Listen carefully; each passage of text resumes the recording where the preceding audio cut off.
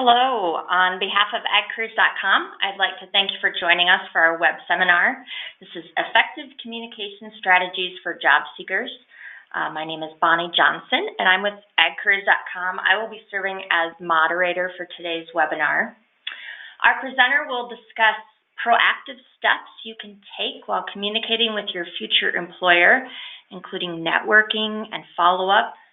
We are pleased to have Ashley Collins as our presenter today, and I will more formally introduce her and turn things over momentarily. One thing I wanted to remind you of is your lines are muted to help with timing and flow of the presentation. If you do have an immediate question, you can use the chat box or the question pane that's part of the GoToMeeting panel. I will monitor those questions closely and we'll try to address them as soon as possible. So during the presentation, the slides will move automatically as the presenter shares content.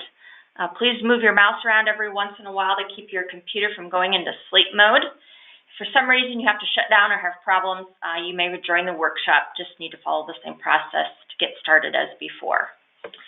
And then finally, after the webinar, I will be sending an electronic evaluation form, and we'd greatly appreciate your feedback on today's webinar. Okay, that should be everything. Allow me to introduce our presenter, Ashley Collins. Ashley has over 14 years of experience serving young professionals as they pursue careers in the agricultural industry. Currently, as the Director of Collegiate Relations with Agriculture Future of America, Ashley builds bridges with collegiate professionals seeking to connect students with premier professional development training. Prior to joining AFA, Ashley served as the Education and Marketing Manager for agcareers.com, where she managed a variety of student outreach initiatives, including an ambassador program, trained to focus on student professional development in the workplace, and corporate initiatives to help companies develop stronger internship and recruitment programs. Ashley is a graduate of NC State University with a Bachelor of Science in Ag Education, as well as a graduate of North Carolina A&T State University with a Master's of Science in Agricultural Education. And with that, I'll now turn it over to Ashley. Thank you so much, Bonnie. Thank you to everybody who has jumped on the call this afternoon. Well, this afternoon for me, because as you heard from that great introduction from Bonnie, I am in North Carolina. So on the Eastern time zone, we have crossed over into the wonderful Friday afternoon. And so thank you all for joining. And if you picked up anything from that bio that she shared with you guys is, yes, I used to work at agcareers.com. And so I've been sucked back in. That's what you, they don't let their people go. That's the lesson that you learned from that today. Very happy to be able to still work with a group of people that I spent what I call my first life working with at agcareers.com, still being able to do events like today's webinar with them. I do now work for Agriculture Future of America, and I look forward to telling you a little bit more about that organization towards the end of today's webinar. And if you have any questions about that, happy to answer those as well.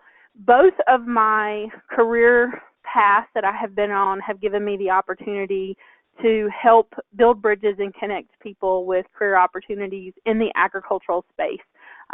So I am very fortunate that I've been able to see primarily young people. I have spent my entire career working with what I would define as new graduates right out of the college space, move into the working world. But as I have been doing that, as Bonnie mentioned, for the past 14 years, many of those people that I worked with in the beginning of my career are now into those more middle management type careers and looking to make career changes. And so given that my past has been with agcareers.com, those people have come back to me a couple times looking for advice. And so I've actually spent some time working helping people in other more experienced roles as well. So that kind of gives you, wanted to share that as a little bit to tell you where my experience comes from to talk about the topic at hand today for today's webinar. So I think Bonnie mentioned in that introduction that the chat box is open. If you have some questions, you can submit those within that since your lines are muted. Bonnie's going to be watching that for me. Can't do it all. Can't multitask and watch everything and help me keep abreast of any questions that come in. And then if we have time at the end, we'll answer some more of those. And so the other thing that I know is that pictures are great to help keep you engaged in any time you're listening to a presentation or watching one. And so if you hopefully are seeing the screen, and everybody loves a cute little baby, right? And we all love memes. So you're on here today because you want to learn a little bit more about communication strategies as part of the job search process. And you probably have had some frustrations along your job search process, and you've felt like this young man here a couple of times in the process as you have submitted an application. And so we're going to talk a little bit about what the problem is and maybe what's driving some of those failure to communicate situations that you may be running into. We're going to talk about how networking can play a huge role in alleviating some of that failure to communicate, and then getting into some of those strategies for when do you make the first move, or how do you start alleviating or communicating with that particular employer. Everyone's situation is different, but what are some of those steps that you can take? And then just some strategies that I have seen work for job seekers over the course of my career that have really stood out. These are not only from my personal experience, but I did a little crowdsourcing of my own network and asked people what stood out to them. And I have done that over the course of my career, not only just in preparation for this webinar, but it tends to be a question that I am constantly asking: what made XYZ candidate really stand out to you in the job search process of my employer friends? Because I do find myself constantly helping job seekers in this process. So that kind of gives you a lay of the land for what we're going to talk about today. So let's start out and look at what the problem is. And the reason I wanted to start with this bit of information through today's webinar is because I have found over the course of my career, as I spend time talking to job seekers, and again, that has primarily been with on college campuses, but even more so, I think this is true as I talk to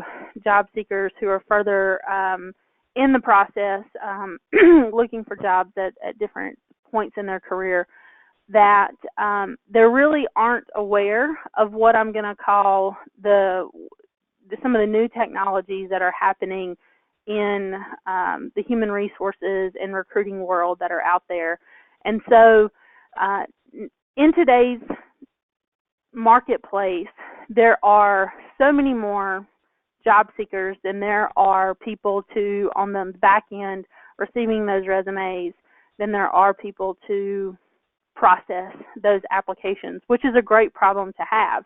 Now, we hear a lot in the agricultural world about the fact that we are having this mass exodus of people who will be retiring in the coming years. We're beginning to see more and more of that happening, that there are tons of job opportunities in our particular industry, in the ag, food, natural resources space, and that is certainly true, but that still doesn't mean that we necessarily have more bodies to process those applications that are coming in. And so what has happened from that standpoint is there has been a technological advancement of what I would call, or what is called, an applicant tracking system. And this is a demo, like a drawing, just to help you understand how those systems work. But this is all technology and computer on the back end. And some of you on today's call may be familiar with this, but I know that some people on the webinar today or listening, maybe this is the first time that you've heard about an applicant tracking system. So they're ATS for short. If you hear of people referring to them in an acronym, we tend to have a lot of those in our industry. All industries do, but sometimes I feel the ag space is really inundated with acronyms. But they utilize technology to manage applications. And so the people who are in human resources or in recruiting are inputting into this computer system what they are looking for in the candidates that they're hoping to fill with XYZ position. And then that particular computer system searches when your application comes in. It is identifying for things like your educational background, your contact information, what particular skills that you have, the work experience you've had in the past. I mean, I've seen or heard of ATS systems who have been programmed to even search for job seekers who have worked with competitors specifically. Like that could be a keyword that they could program into that particular applicant tracking system. We want to recruit from our competitors. And so this is the first line that your resume has to go through when it's submitted to about 90% of the positions that you see advertised out there today. Now, I say 90%, and that's a rough estimate. At one point at agcareers.com, I'm going to say about 90% of the job postings that were on the website were going through some type of system like this. You're still going to find your one or two job postings through the system that are with smaller organizations. Like I'll even use where I currently work at Agricultural Future of America, AFA. We're not using an applicant tracking system. We're a small organization of 13 people.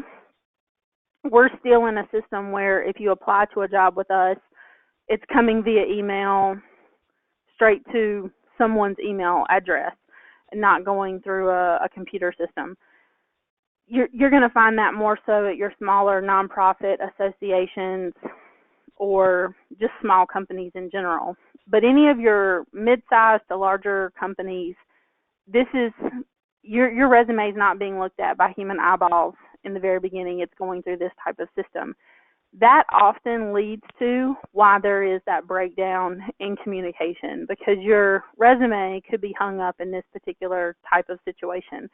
So just to paint that picture, want to lay some groundwork there that in case you weren't aware of how these systems work, and there is a ton of information out there that you can go, I mean, this could be an entire additional webinar that could be hosted on applicant tracking systems and how to best get through those. I would advise you to do some reading of what's out there. I know there's some great articles on the web, on agcareers.com specifically.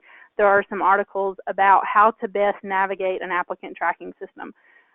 It's about utilizing keywords from a job description within your resume, the best way and filling those in there. It's also about knowing, trying to find out what are the specific keywords that particular employer is looking for within that applicant tracking system, because each employer can build that differently. And how do you go about finding that type of information out, which we're gonna get to that throughout today's webinar a little bit, and some of the questioning that you can do.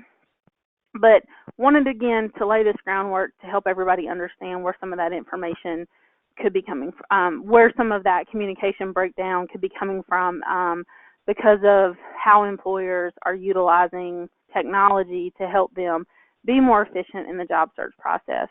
I've actually had situations, you'll see throughout the time that we have together today, I will tell you a couple different stories.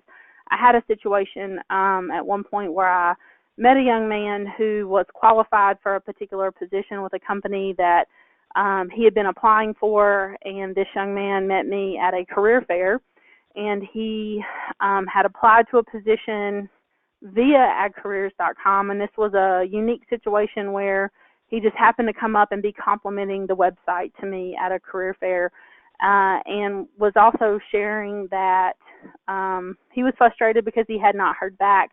And rare situation where I actually knew one of the hiring managers. To shorten the story, what we were able to discover is that for that particular position, they were not willing to pay relocation for the person. His resume, he was in a state probably 1,500 miles away from where the position was. So the ATS system was not letting his application come through. It was kicking him out because they weren't offering relocation, but he was actually willing, he was planning, part of his life plan was to move to that particular state. So that is where doing some of that digging, doing some of that networking, having a conversation, he was just being kicked out because he wasn't taking that extra.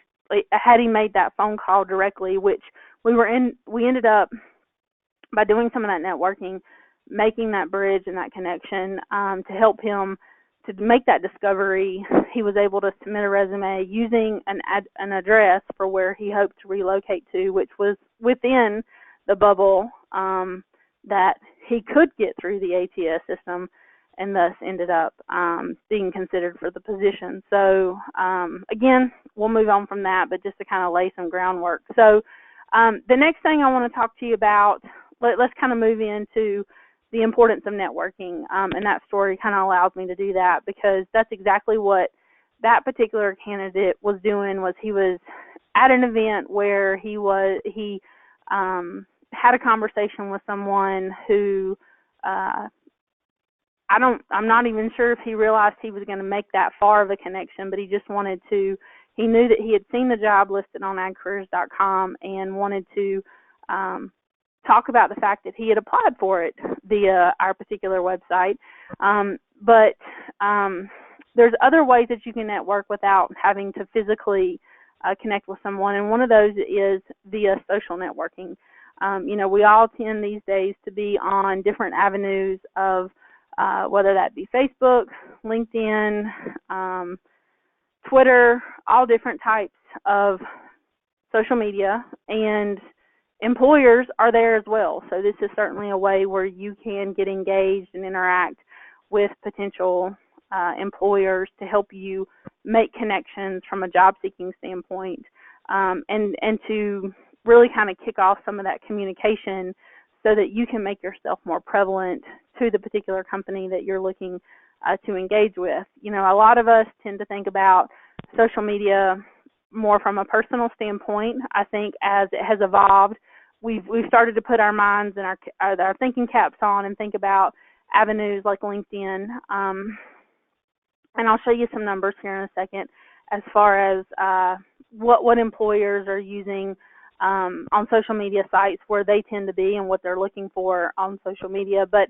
I've got some screenshots here just of some different organizations. Obviously, AFA and agcareers.com are up here, but associations, but then also groups like Farm Credit that you may be affiliated with or interested in particularly working with, making sure that you're following them on social media and staying up to date with what's going on within their organization. This is oftentimes, some of them will even have sub-pages that are just for their career opportunities. I've seen, we didn't do a lot of questioning today to see the demographics of our audience, so I know we may have some people on the call today who are looking from an internship standpoint. We may have some people who are looking for entry level and some more mid-career, more experienced. I have, to speak to those in the internship or new career level, I have seen, especially this summer, it seems to be just in doing some research for today's webinar, 2 companies specifically who had pages specifically for their interns, where they are really highlighting the internship experience. If I was a junior in college or a sophomore in college and hoping to intern with a company futuristically, that would be a great place to start engaging and communicating, and to be following and commenting and liking, and kind of beginning that, having a presence with that company. I think it's, beyond just liking and engaging, it's having some dialogue with them. There is a fine line between making a comment on every single post, but certainly finding those posts that stick out to you where you would like to comment, or if it is, I'll use the one up there at the top that is from AFA, where we were tagging specific schools, and if those were your schools, then engaging in that conversation, or if you had some kind of connection to those universities or those institutions, carrying on a conversation about that in some particular way. Certainly employers, in a lot of cases, are employing people just to manage those pages, and so they're taking note of that. I've even known companies who have on their tracking systems in the back end. So one of the other things that ATS systems allow companies to do is to kind of keep records on their applicants. And so in often cases, if the company has the bandwidth to do this, they'll have the ability to go in there and track that you are engaging with them that type of means, and in interacting on their social media sites. Another example, I shared the story of the gentleman who was engaging with us at a particular career fair and how that kind of opened some doors to helping figure out an ATS situation for him. I think if you find yourself in a situation where you can attend events, industry-related events where a company happens to be exhibiting or attending, a lot of these different type industry events do allow people who are just in that industry to register. I think of like the International Poultry and Processing Expo, the IPPE for short, that's held every year in January in Atlanta. The registration fee for that is very minimal, and a lot of just people who work in the poultry industry will register and attend that. While it doesn't have like a career fair component to it, there's a lot of career networking that happens at that. And some of you who may be on this particular call may be currently employed and have opportunities through your current employment where you find yourself in these type of environments. This is a great place to do some of that communication with employers. And so when you're at an event like this,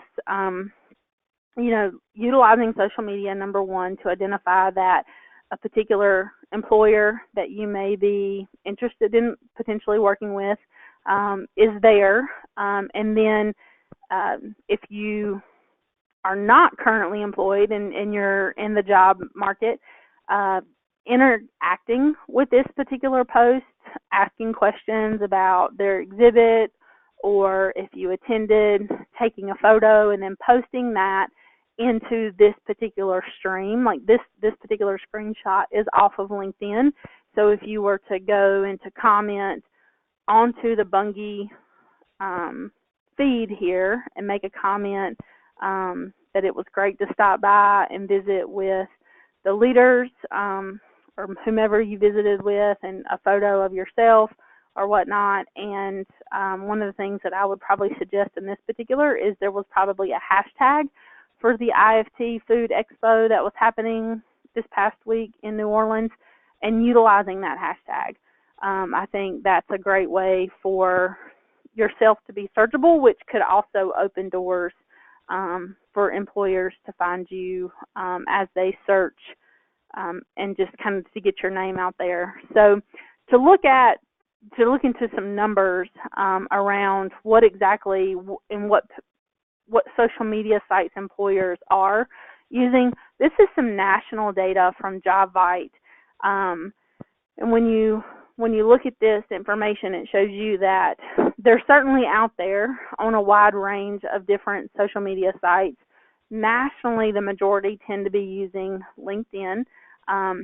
You'll see that's followed by Facebook and Twitter, and then whenever you look over, we've got some information specific to the ag sector that Facebook looks a little higher whenever you look specifically, whenever they ask employers in the ag space what social media sites they're using as part of the recruiting process. Now, I want to talk for just a second about that. The question posed in both of those surveys was, what social media sites are you utilizing as part of the recruiting process? And that's very broad, because that could be everything from posting jobs for you to find, but then that could also be utilizing these sites to investigate particular candidates. So knowing that that's part of the communication that you're having with the potential employer, without even actually communicating, but knowing that you're being, that they're looking for information about you. And so that's communication that you have control over, that you got to think about, that's out there about you on the World Wide Web. So some of the things that employers report that they are looking at on social media sites is they look to see how long you've been with an employer. That's certainly information that is pretty easily obtained from LinkedIn. They look to see how committed you are to professional organizations. And so that's something else that I think could be visible on LinkedIn, Twitter, Facebook, even Instagram. Certainly if you are engaging with professional associations or organizations that are out there. And that goes back to the importance of using hashtags whenever you find yourself at an event or partaking in some type of volunteer experience or at some type of an award ceremony. I think there's a lot of different examples that could kind of come to mind where we use hashtags that could be used in a positive light that are out there. And then employers also look, certainly depending upon the type of position that you may be interested in, they're looking to see examples of any written work that you've done or design work. I mean, I'll be honest, I find myself often critiquing people or candidates based upon their grammar on social media, whether or not they've used the correct form of there, since there are 3 different ways that you can spell there, and depending upon the sentence structure. And I don't even consider myself to be that great of a grammar police person, but I can typically catch that. And then a third of employers actually say that they look at mutual connections that they may have with people via social media, which lends me to the next thing that the last thing that I want to talk about around networking. And if you can't tell already, I do love memes and I love to use them in presentations that I do. But so if employers are looking, this is a way that you can communicate effectively with potential employers. They're looking to see who you may have common connections with on social media. And I think LinkedIn is one of the prime places where employers are going to go to do that. And I think an area that often gets overlooked is the recommendation section of LinkedIn, which is interesting to me when we think about how we act as consumers. We go to restaurants that our friends or our colleagues recommend to us, right? Like when I travel a lot in my job. I've traveled in both my jobs that I've had, and I'm constantly asking, where do you recommend to eat? I mean, or where to stay, or all different types of recommendations that I get.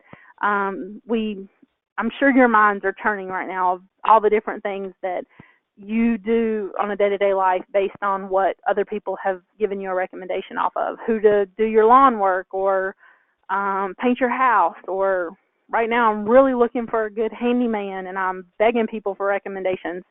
There's entire apps dedicated to that. I'm getting off on a tangent about it. Job seeking and finding people works the same way. When I was at agcareers.com, I know we spent a lot of time.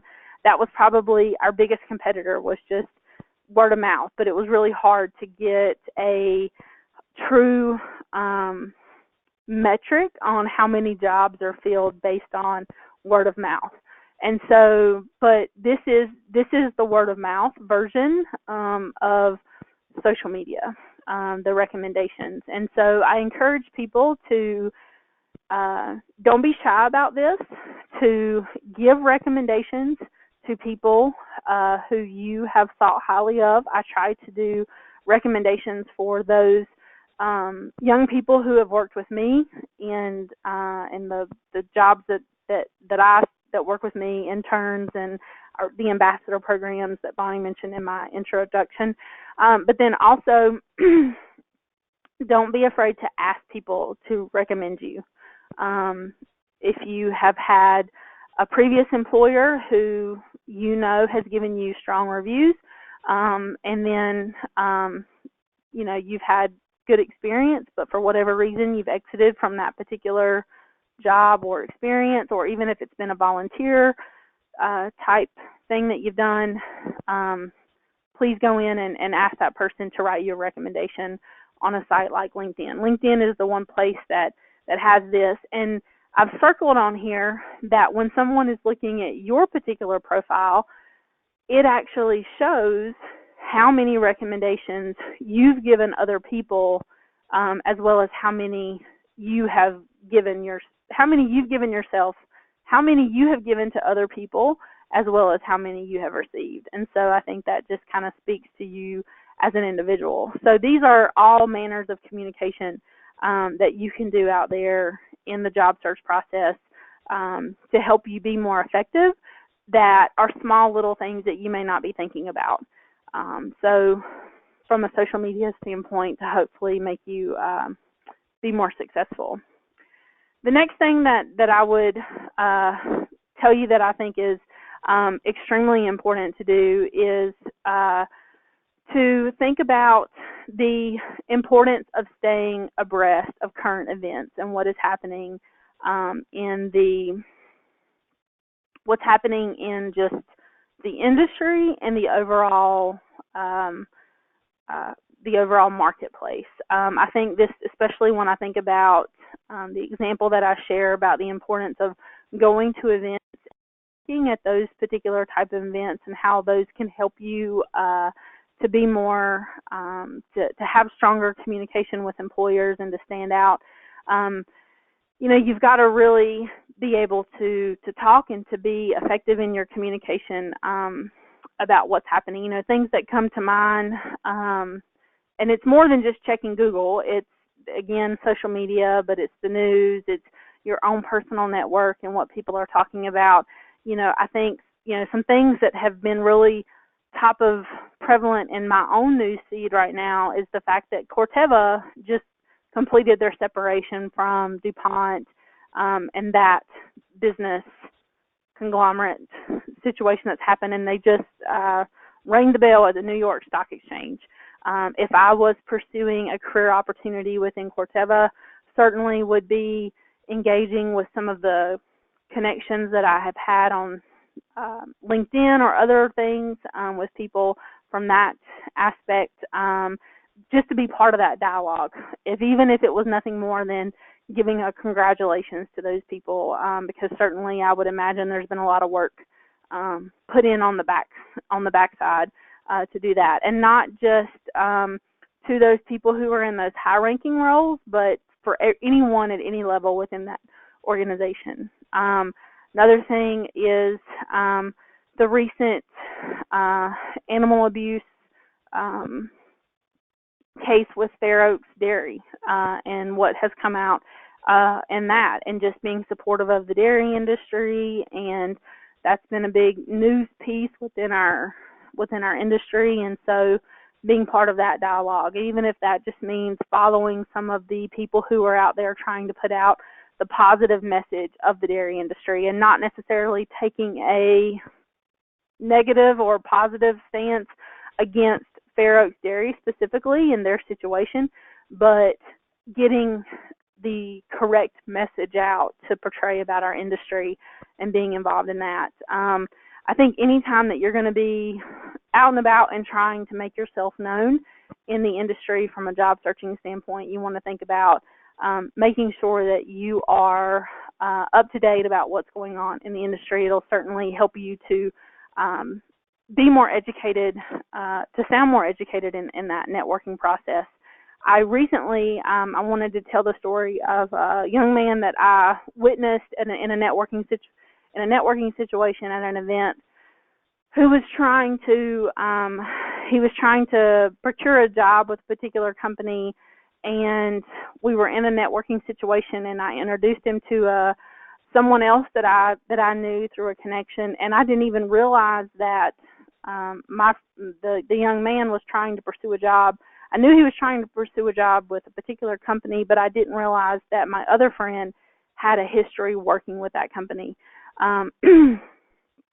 My other connection had recently changed jobs and with a new startup, and luckily the young man I was helping knew something about that startup, and so it allowed him to carry on a very educated conversation, and it was just a beautiful interaction that I was very glad to witness, because it resulted in one of my connections actually offering to make an introduction for the young man with his former employer. And I think he did that because he was impressed that the young man who was just about to graduate was so up to date on just some things that were happening in the industry. So I think it's very important that you stay up to date, abreast on current events to help you from a communication standpoint. And then I want to tell you one other story about a way that you can stand out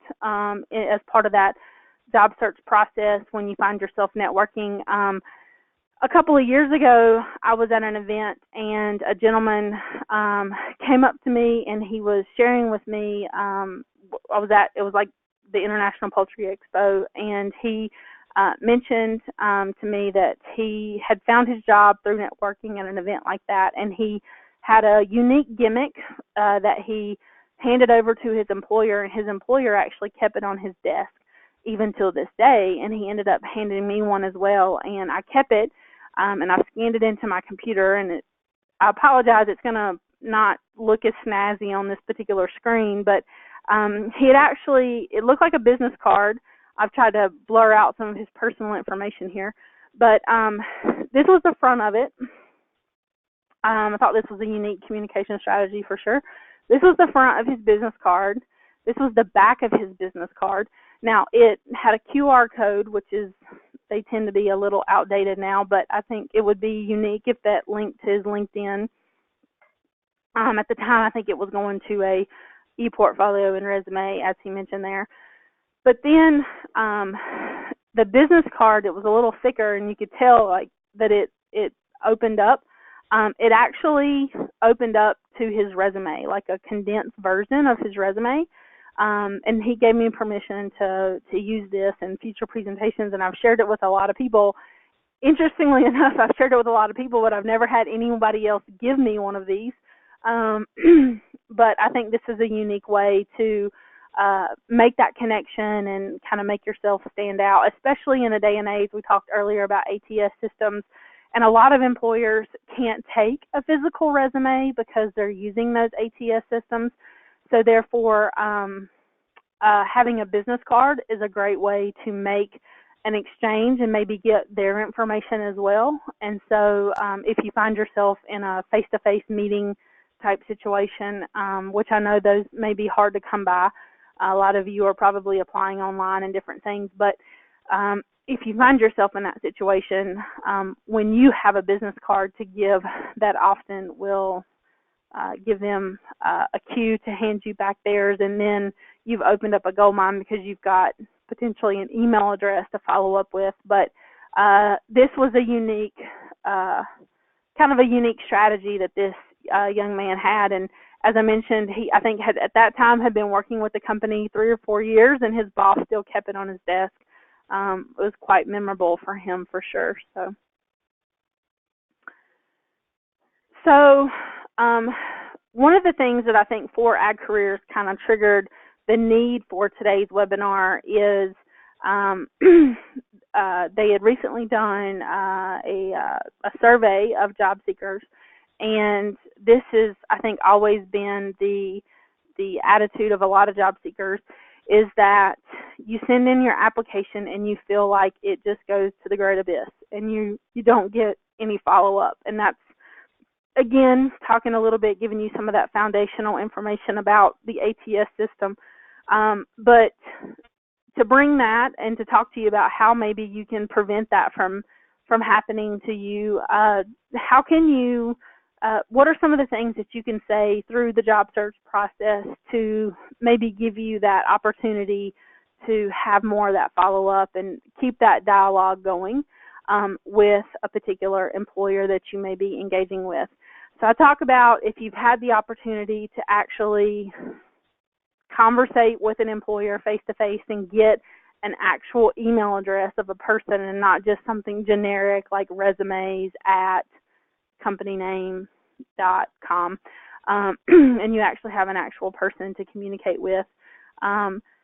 These are some statements that you can utilize at different points in the job search process to help you prevent yourself from getting into that reoccurring cycle of not knowing what to do, or being like, well, I've sent it and now I find myself being unable to follow up. So if you ask, or if you say in the cover letter, if you give them that qualifying statement of, if I've not heard back from you by this time, I plan to follow up with you to see if you need any additional information. You've then opened that door, and so now you have that timeline for you to begin reaching back out and saying to them, in that second outreach that you've made, as I stated in my cover letter, I'm following back up to see if I can provide you with any additional information. If you've had the opportunity to actually submit your resume via like an email address versus some system where you've just submitted it and maybe you got like an auto response, asking as part of that, could you please confirm receipt of my materials and let me know where you are in the timeline or what your next step in the process is. Because knowing that timeline tells you so much about what you're managing your expectations. And I think for any of us on the call today, that's probably one of our biggest, if we just knew what the employer's timeline was, if we just knew what their, is it 2 weeks, is it 2 months, is it 6 months, that makes a world of difference on our end into how we view that particular company and to how we feel about where we are in the job search process. And then if you make it to the interview situation, asking at the end of that interview, where are you at in the hiring process, or what do you see as your timeline for following up with candidates, that type of thing.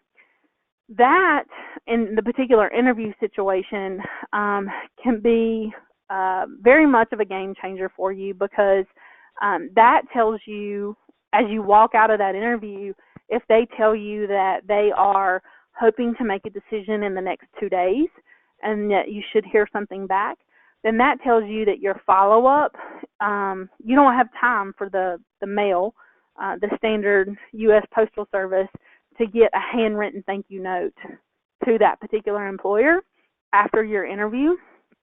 You need to send an email thank you. Thank you notes, follow-up after an interview are game changers for candidates, and so I highly encourage you to be doing that. But if their timeline is 2 days, the Postal Service is probably not going to get that delivered, so you need to rely on email. But if they tell you it's going to be 2 weeks, then you know that you have time to send that thank you note. I typically encourage candidates to take the thank you notes with you and write them in your car. Maybe pull off the premises or to the back of the parking lot while your mind is fresh and you can recall some things that actually happened as part of the interview, and write that thank you note and drop it in the nearest post office you can find to where you interviewed so that it'll get there quickly. Now, if you haven't made it to the interview process and you're still just in that job search, sending information out, you certainly want to make sure that you're managing that fine line between being persistent and being annoying when it comes to following up with a particular employer. When you get into that cycle of reaching out every week, every 2 weeks, there's a balance there. You've got to make sure that in that you're being proactive, and you're making a strong impression, but that difference between being proactive and being a pain.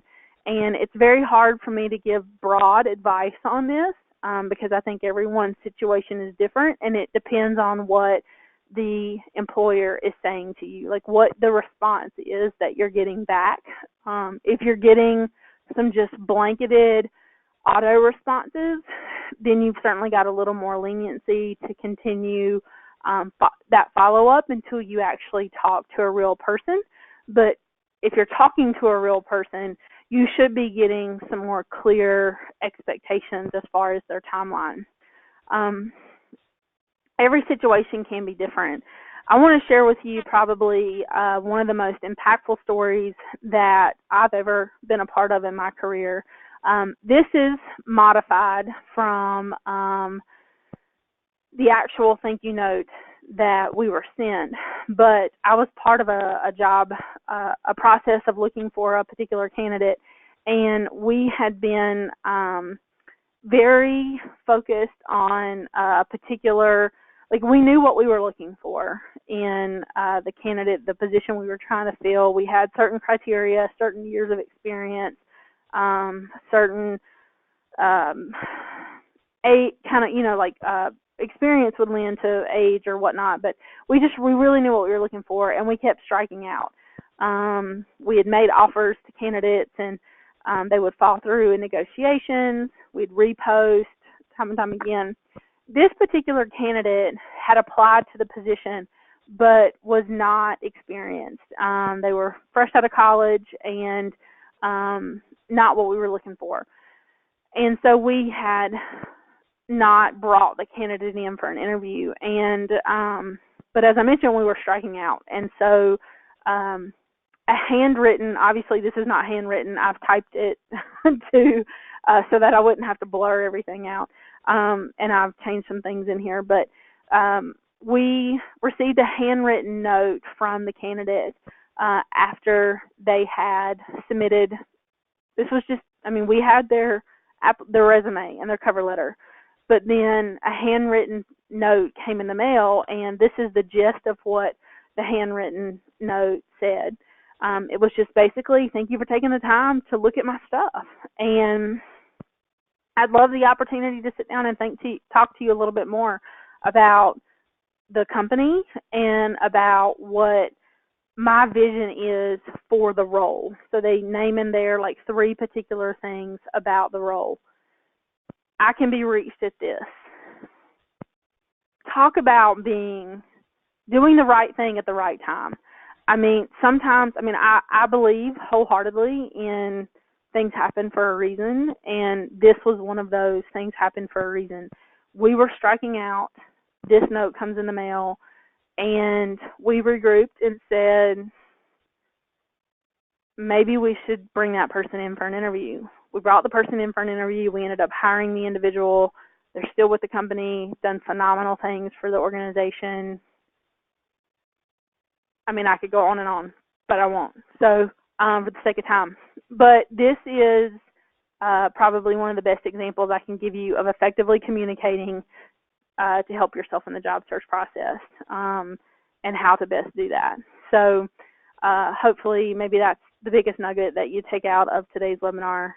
Hopefully you've taken more than one. But probably the couple last things I'd like to share with you are what are some other things that people are doing to help that really make them stand out. I think one of the things that you can do is on the different sites that you're looking, setting yourself job alerts so that, and I know you can do this on agcareers.com, so that when a job is posted that matches the criteria of what you're looking for, you're notified very quickly that position is posted, and you can begin right away getting your materials together, because sometimes, again, things happen for a reason at the right time. If, a company is in a situation where, they're ready to move on a particular position, and you've been doing a lot of the strategies that we've talked about today, and you're there at the right time, and you come in early, they may feel they may be ready to move and fill you with that position. So certainly one of those, the early bird gets the worm type of mentality. I wouldn't I don't think it's a scenario where being late to the party is going to end up being the right thing for you from that standpoint. Playing the ATS game, I would absolutely, if you've got 20 minutes after today's webinar, if today was the first time you've heard about applicant tracking systems, I would spend some time looking on agcareers.com at some previous articles that they've put out about applicant tracking systems. I know I wrote one years ago about it's not your grandparents' application process anymore. I still send that to people today. There's a couple more that have been published since then. There's a lot of material out there just on the World Wide Web even. Really look into how to master getting your application past the applicant tracking system. I even think there was resumes that get past the robot. There's a webinar that agcareers.com offered a couple years ago, so maybe check that out. And then it's about quality over quantity, and this is where the imagery on this particular slide comes into play. You know, it's not a good image if you have to explain it, but I'll just have to say my favorite movie is Almost Famous. This is where I'm going to take presenter liberties here. My favorite movie is Almost Famous. This is the character Vic from that movie. He was obsessed with Led Zeppelin, and in the movie, his character was. And throughout the entire movie, he's traveling with all these famous bands from the 70s, but he doesn't even care because he just wants to be around Led Zeppelin the entire time. And in this particular scene, he's going crazy because the lead singer of Led Zeppelin touched his marker and autographed his shirt. But to me, that just came to mind when I think about quality over quantity. You know, if you really want to go work with a particular company, do some digging, visit their website, you know, really educate yourself off of their About Us page about their mission and their vision. Follow their CEO on social media, on Twitter. You know about what's happening within that company and what matters to that organization. Don't become that annoying stalker of the organization, but get involved and make your presence known from a communication standpoint around what they're involved in. And then the last thing I would say is, maybe you need to get a second or a third opinion on your resume that you're sending out. Maybe you need to have someone else look over your materials. You could be missing something. Hopefully you had multiple people check it for spelling and grammar errors before you began sending it out. But asking somebody to look at it and just take a fresh perspective on maybe your formatting or your layout or some of the information that you've got in your resume. One of probably the biggest things as I have helped people and looked at resumes that I find is the lack of use of quantifiable numbers on resumes. So if you have depending upon your experience, if you can utilize quantifiable data in your resume, doing that for sure can certainly be helpful. So want to just take 1 second before we check out to see what some of the questions are. Make sure that you know a little bit about what AFA is, who we are as an organization. AFA, Agriculture Future of America, we serve undergraduate students, so freshman, sophomore, junior, and senior. The short way that I kind of sell it is they don't teach corporate in college. We do that. So we offer a Leaders Conference event in Kansas City in November each year. Through that, we help students develop things like communication skills, managing through change, lifelong learning, negotiation skills, managing their personal finances, how to make a great first impression, being a servant leader, etc. Students have to apply and be accepted in order to attend the event, but if they are accepted, everything is paid for. They just have to get themselves to the event. So if you're on the call today and you have a son, a daughter, niece, nephew, neighbor who falls into that junior a freshman to senior in college and would be interested in that particular event, www.agfuture.org, or you'll get my email address in just a second, and you can email me for more information. We also offer institutes, which are like field trips on steroids in each of those 5 different disciplines. And we are a scholarship granting organization. We just awarded $340,000 worth of scholarships to just over 160 students from across the country.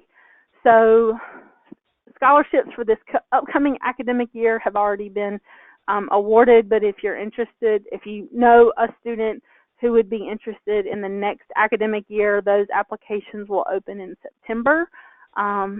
So students who are eligible for those would be graduating high school May of 2020, and would be pursuing a 4-year degree in agriculture, food, natural resources. And then the last 2 things I won't even bother telling you about, because if you get engaged in our environment, we make sure you know about those last 2 items. So with that, Bonnie, I don't know if there were any questions on the chat, but I can take any of those now. Yeah, hi, Ashley. We haven't had any questions come in, but if you do have questions, there's our contact information here for Ashley, and then for Ag Careers, general information that will come to me, and I can help you out and get you to the right place if you do have questions. So we want to thank Ashley for being our presenter today. Hopefully you found this information valuable as you go about your career search. If you have further questions, feel free to contact us. If you haven't already done so, we encourage you to set up your free job seeker account on agcareers.com. You'll be able to upload your resume to our database, save jobs, set up job alerts, track your application history, and then more. And then we also ask you to watch your email inbox for our follow-up evaluation, and we'd appreciate your feedback on today's webinar. So thank you, everyone, for attending, and have a fantastic day. Thank you again, Ashley. Thanks, Bonnie.